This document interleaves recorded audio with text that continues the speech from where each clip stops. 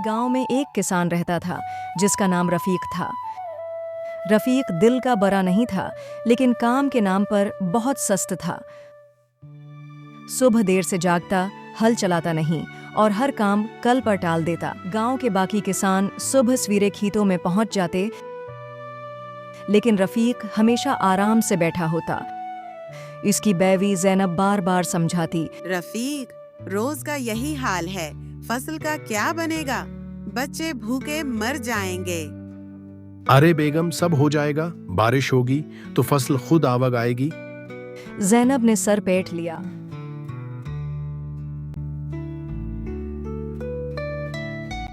رفیق بھائی، اگر سستی کا کوئی تمغہ ہو تو تمہیں ضرور ملے گا۔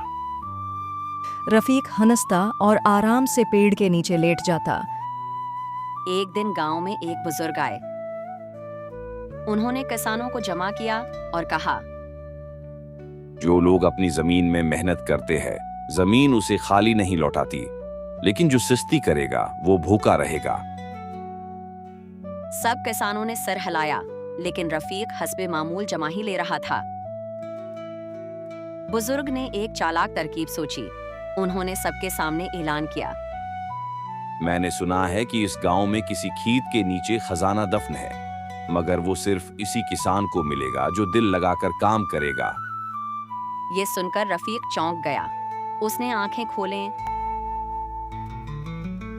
اور فوراً بیلوں کو تیار کیا۔ اگلی صبح سب حیران تھے کہ رفیق سورج نکلنے سے پہلے کھیت میں موجود تھا۔ یا اللہ، یہ خواب تو نہیں؟ رفیق نے زمین کھودنا شروع کی، بیلوں سے ہل چلایا، گوڑی کی، پانی دیا۔ وہ دن رات ایک کر کے کام کرتا رہا۔ دل میں یہی تھا کہ کہیں نہ کہیں خزانہ نکل آئے گا۔ مہینے گزر گئے لیکن خزانہ نہ ملا۔ زینب پریشان تھی، مگر رفیق اب سستی چھوڑ چکا تھا۔ پھر ایک دن وہی بزرگ دوبارہ گاؤں آئے۔ انہوں نے دیکھا کہ رفیق کا کھیت سب سے سرسبز ہے، گندم لہلہا رہی تھی، سبزیاں تیار تھیں۔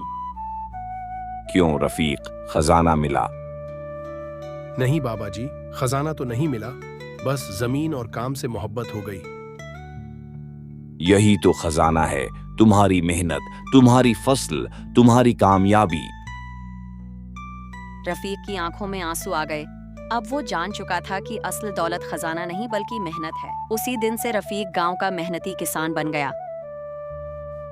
اب جب کبھی کوئی نیا کسان سستی کرتا، رفیق خود اسے سمجھاتا، بھائی، زمین نیند سے نہیں، پسینے سے فصل اگاتی ہے۔ گاؤں والے اب رفیق کی عزت کرتے تھے اور اس کی محنت کی مثال دیتے۔ سبق: سستی انسان کو کہیں نہیں پہنچاتی۔ اصل خزانہ محنت اور لگن میں چھپا ہوتا ہے۔ جو آج پسینہ بہاتا ہے، کل وہی کامیابی کا پھل کھاتا ہے۔